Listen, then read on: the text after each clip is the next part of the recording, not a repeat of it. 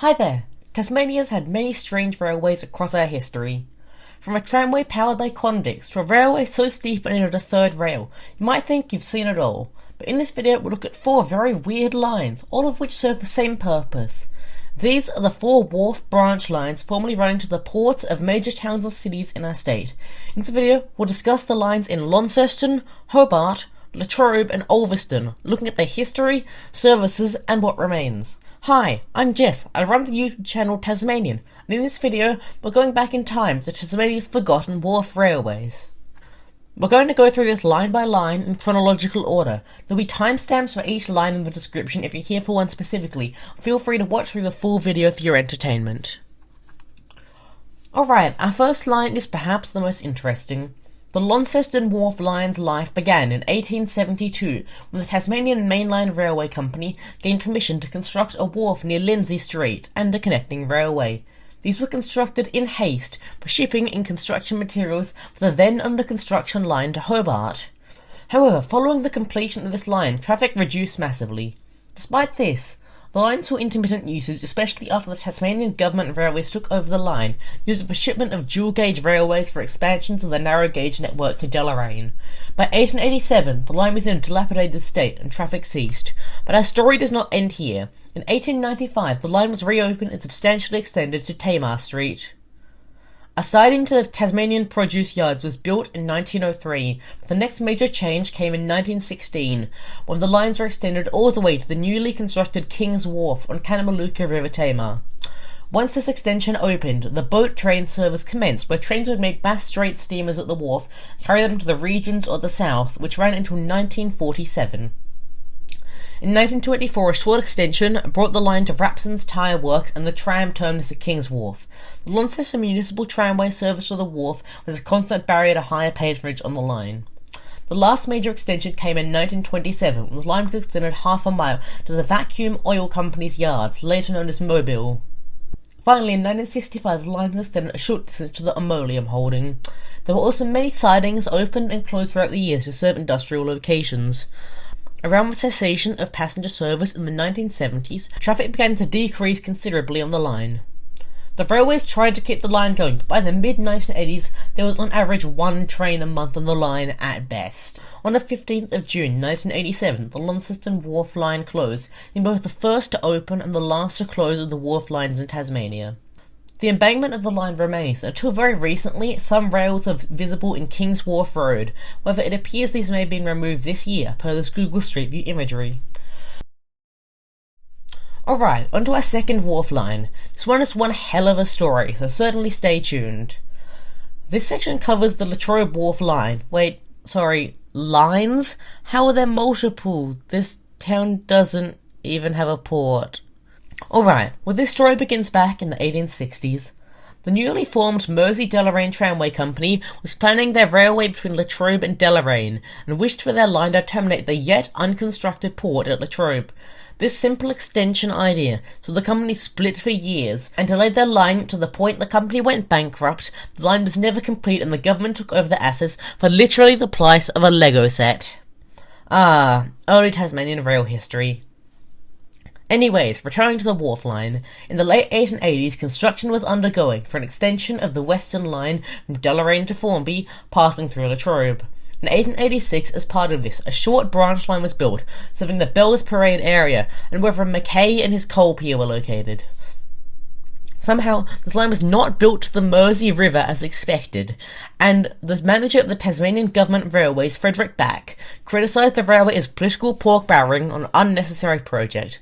The line was completely unused from the start, as the TGR refused to grant approval to the line's operation, citing operational safety as their reasoning. Meanwhile, when the railway to Formby opened in 1890, providing a far better link to the open waters of Bass Strait, the line became totally redundant and was dismantled in 1891 without a single train ever using it. But somehow, this is still not the end, because there was still a dedicated bunch of wharf activists demanding a new wharf and railway be built.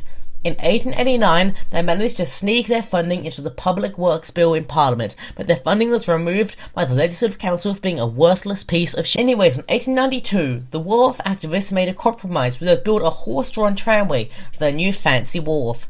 The half-mile-long tramway took a full year to complete, an average of 2 meters of progress every day. In May 1893, the line was completed and ready to open. The problem: the Tasmanian Government Railways refused to operate their own railway. I cannot stress this enough. They paid to build this railway, and they decided to not run it. Again! There was not a single person or entity in the region willing to operate the line, and so it just sat there. The Latrobe Chamber of Commerce was furious, but still no one could be found. The only known usage the line ever received was for carriage storage at Latrobe Station. In 1894, flooding damaged the tramway bridge over Kings Creek, and in the rebuilding it was decided to demolish the bridge. The line had no chance of retention after that, and in 1900 rails were ripped up. The only remnants known to me is a tiny embankment left on a private property near the old junction with the main line, and I say good, let's forget this line. It should never have existed. Alright, let's move on to a railway that wasn't a bigger failure than the Spirit Replacement Project.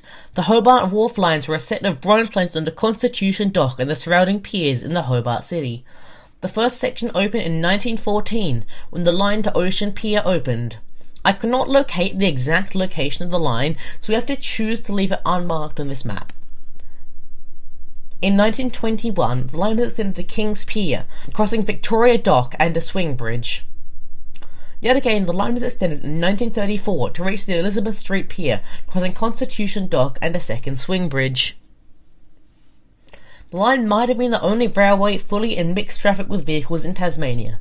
This line was incredibly busy with loading and offloading at most times. The Boat Express ran from Ocean Pier to Launceston from 1914 to 1948, until Ocean Pier itself was destroyed by fire in March of that year. Road transport began to handle more and more traffic from the port, and general maritime traffic into Hobart was lessening. By 1960, very limited services ran on the line. In February 1967, the line was reinvigorated as King's Wharf became a receiving depot for animal fodder and supplies, following the tragic fires that swept the western suburbs of Hobart, the Channel, and the Midlands. 3 or 4 trains ran every day over the line for much of that year. However, by the end of the year, traffic was again low. In August 1967, the Elizabeth Street Pier section closed, and in 1970, the last remains to King's Pier were closed. In the 1970s, King's Pier itself was removed, but otherwise almost the entire line from Elizabeth Street to the old rail yards remain intact, lying through the streets and docks of Hobart's waterfront. You can follow the line from Evans Street all the way to the end of the Elizabeth Street Pier walking, and if you're in Hobart, that does sound like a nice walk for trade nerds. Alright, we're finally at the final of the 4 branches. This is certainly not a railway I personally would have expected to exist until getting very deep into train nerdery, but it's the Ulverstone Wharf line. In 1920, the Lever and Harbour Trust conducted work on expanding their wharf and approached the government railways for construction of a branch line. This was granted and construction began in late 1920. Works required major upgrades to the river banks to avoid landslips. At the last moment, it was decided the railway would not be extended onto the wharf itself and would instead run beside it to serve the warehouses and allow easy loading. The first traffic on the line came from the Nieta branch on the 3rd of May 1921, however the line did not officially open until 4 days later on the 7th of May. The wharf at Ulverstone was busy for several decades, with regular and well-loaded trains on the line, especially coming from the Nieta branch.